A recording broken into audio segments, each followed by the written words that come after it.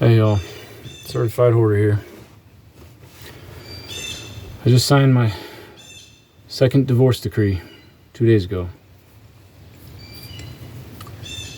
And the craziest thing is that I found out that day on a date, going out to dinner with that woman. I found out that day that the reason that she had 2 affairs on me, it was such a major part of our unraveling, was because the same friend that broke up my first marriage also broke up my second one by telling her a lie. And the saddest, so much melancholy, so much regret. The 2 saddest things, I can hold one of them physically. I can hold up this one physically and show it to you. The power of a praying wife. After we'd already, she moved out in January to her own place. And it was me who initiated the breakup because she was not meeting my needs. And I was not able to do anything to get her to meet them. There was constant yelling and demanding and guilt trips and ridicule and criticism. Constantly she was against me. And I was constantly trying to rise to this standard, and the bar never stopped. The bar never stopped. I could never get her satisfied enough to feel like I was good enough to reciprocate. So it was a 90-10 or worse sensation from my side of the, battleship, where you're on one side and the opponent's on the other side and you're playing battleship. My scoreboard read like, you're doing all the giving and you're not doing much getting. And hers said the same thing, of course. And her feelings are valid. Except that her feelings were built on a lie. On the lie that I cheated on her while out with a friend. That same friend broke up my first marriage 5,000 miles away. The guy followed me across the country over 20 years. He broke up my first marriage and then my second with lies. I can't believe how securely he attached to me and lusted for what was mine and didn't care what it cost me in his pursuit of what was mine. And my spouse that I did not treat right. I did not treat her right. I never cheated on her. But she used a piece of false information to fill out her profile of me and what I deserved and what I was worth. And so this lie was a factor in all her decisions. And it caused her to go have 2 affairs. I never cheated on her. I cheated one time in my life and I hated it.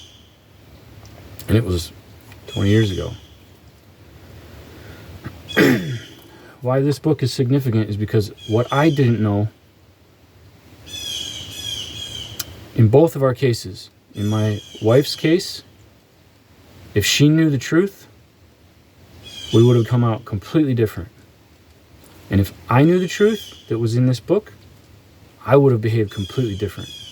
So this book is all these prayers. The prayers that she was writing down for me because she loved me. She was praying for me all the time.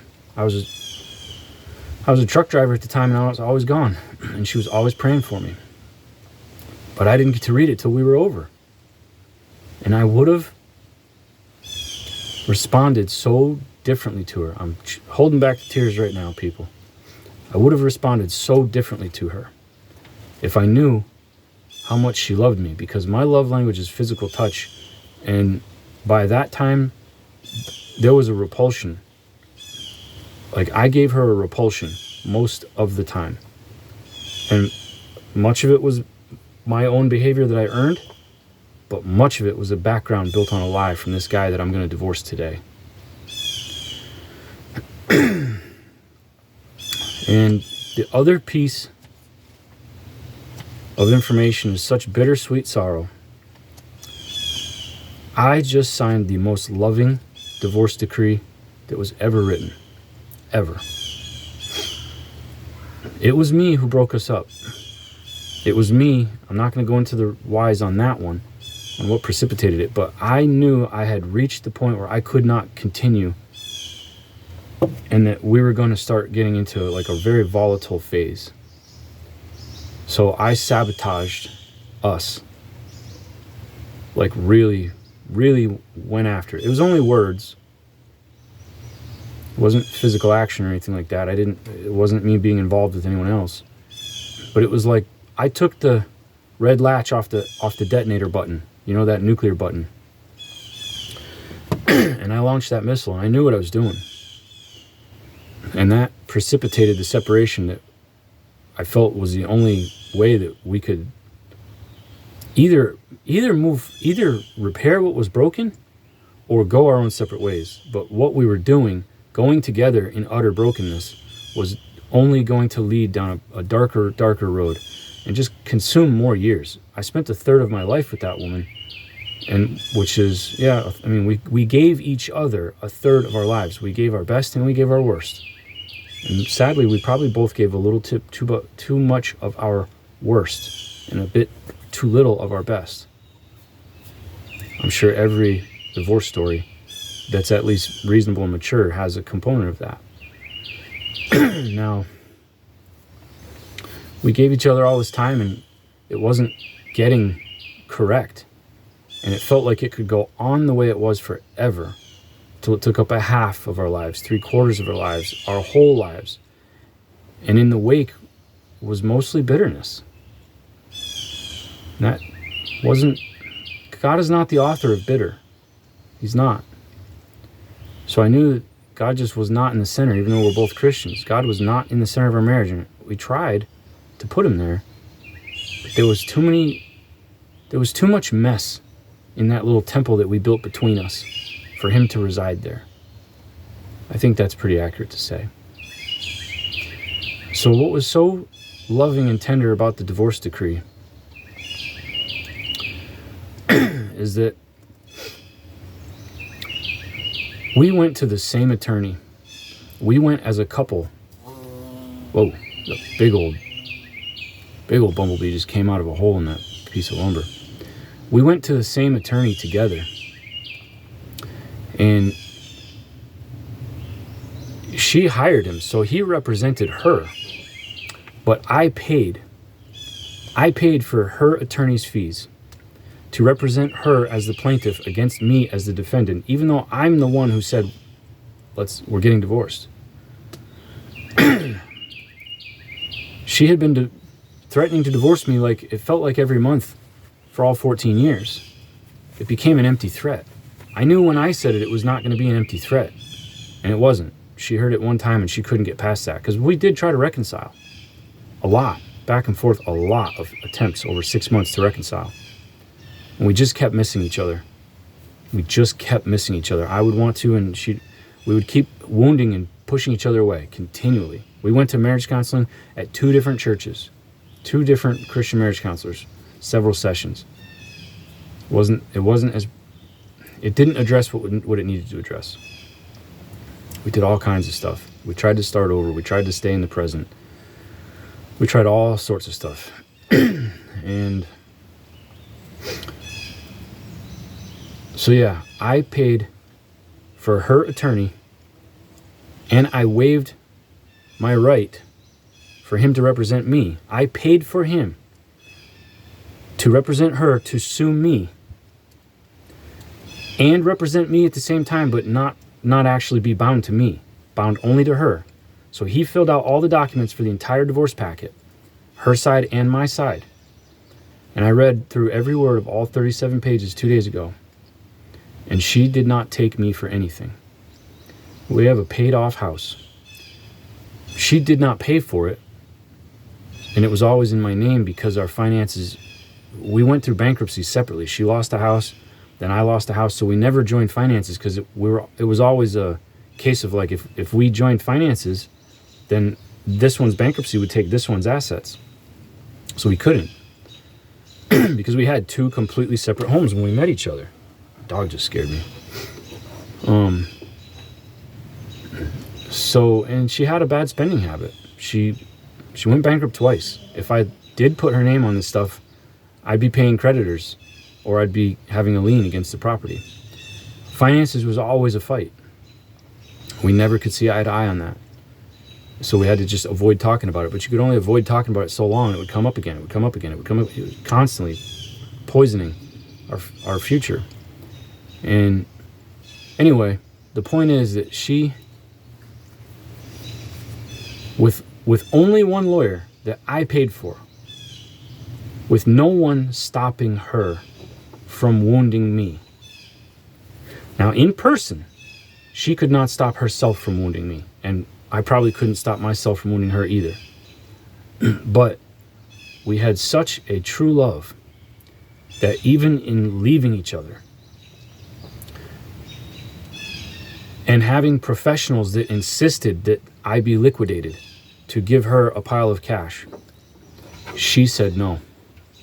My ex-wife is such a wonderful woman that she restrained her attorney that I paid for from going after me. No alimony, no child support, very relaxed shared custody, exceptionally good terms on the shared custody, no dissolution of assets. I'm not having to pay any debts for her, which actually I don't think she has any. We're both debt free now. Debt ruined our lives. She took her car and her basic possessions, which is what she kind of came into my life with. And I get to keep all my junk, you know, my properties with, house, vehicles, equipment, assets. It's all getting given to my kids. And that's why she was so amicable. But I spoke to the paralegal, the girl who prepared the package, and I'm trying not to cry. That's why I'm talking slow. I got done reading the whole thing, and after I got done, I looked at her and I said, "She gave me a pretty good deal, didn't she?" And the look on that woman's face, she just shook her head, yeah. She didn't have to say anything. I saw the face of like, you have no idea. And later on that night, my wife and I, ex-wife and I don't know, 90 days from now, my ex-wife and I went out to dinner. It's ironic because every time we go to this lawyer's office, we go out to dinner and we have a great time. We walk in as friends, we walk out as friends. If we could just get divorced every day, we'd be fine. But we went out to dinner that night, and I was telling her how I felt, like being appreciative of how she stayed true to her word. The whole time we were fighting, one of my biggest reasons to reconcile was because I was afraid she was going to like completely cause me to become homeless. Like, I thought she was going to liquidate me at times. And so that was a big incentive to concede and work toward reconciliation. It was. We just couldn't do it. We tried and tried and tried, and we just couldn't do it. We got to a peaceful, friendshipy, like we can go our separate ways and still be their parents kind of place. And we started seeing other people, and she ended up having a boyfriend, and I approved of the guy, but I knew it wasn't going to work. And it just hurt me too much to know that she was someone else's but had my last name. So I was like, no, this divorce has to happen. So I liquidated some accounts to pay the lawyer. Like, the deal was we were going to save up and have halves, but it was going to take 6 months at least. So I just said, you know what? I need this to go forward. I can't be thinking about my ring sitting on your bureau while he's on your bed. I can't do that. You can't be mine anymore. I need to take my crown back. I need my name back.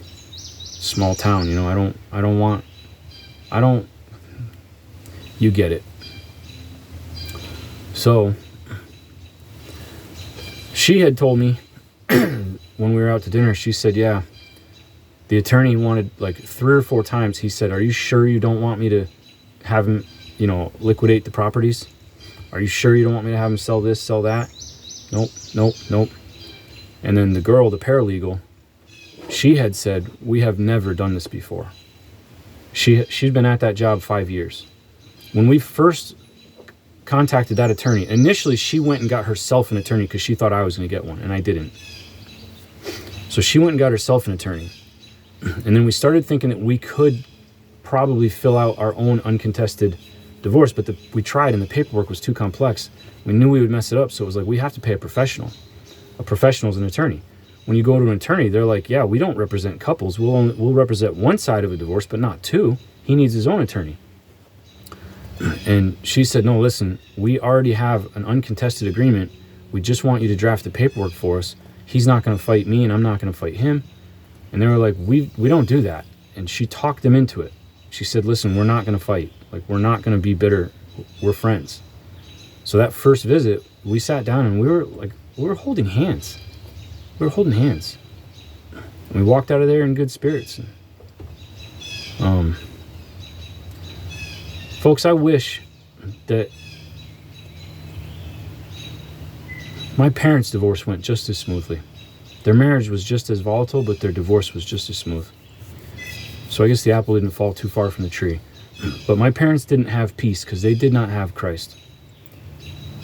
And even though I'm in much sorrow, I'm here to obey the Lord and sow in sorrow, that I will reap in joy. So if you're still watching by now, I must have touched some sort of chord in your life, some sort of trauma. If you're still watching by now, and you're going through that bitter turmoil, the only cure I've ever encountered, this is my 100th turmoil, at least. And the only peace I've ever encountered has been in considering the Lord Jesus Christ and what he did for me on that middle cross.